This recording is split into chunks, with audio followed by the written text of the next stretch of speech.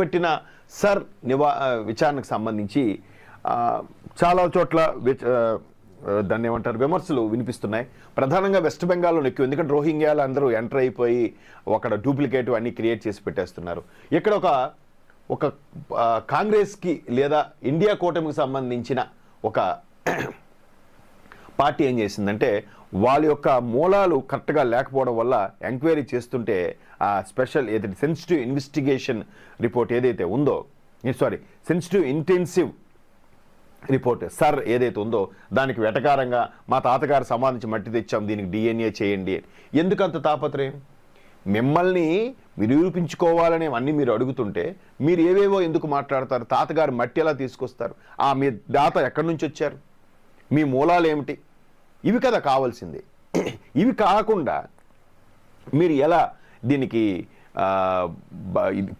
అది కాదు ఇది కాదు అంటే మీరు వాస్తవం అయితే అయ్యుండొచ్చు, మీరు భారతీయ పౌరులే అయితే అయ్యుండొచ్చు. ఏదైతే వెస్ట్ బెంగాల్లో ఓవరాల్గా రిపోర్ట్ చూసుకుంటే 25 కోట్ల ఫేక్ ఓటర్ ఐడీలు ఉన్నాయంట. 25 కోట్ల ఫేక్ ఓటర్ ఐడీలు. ఇది స్పెషల్ టీం ఒకటి ఇంటెలిజెన్స్ రిపోర్ట్ ఇచ్చింది. ఇంటెలిజెన్స్లో కూడా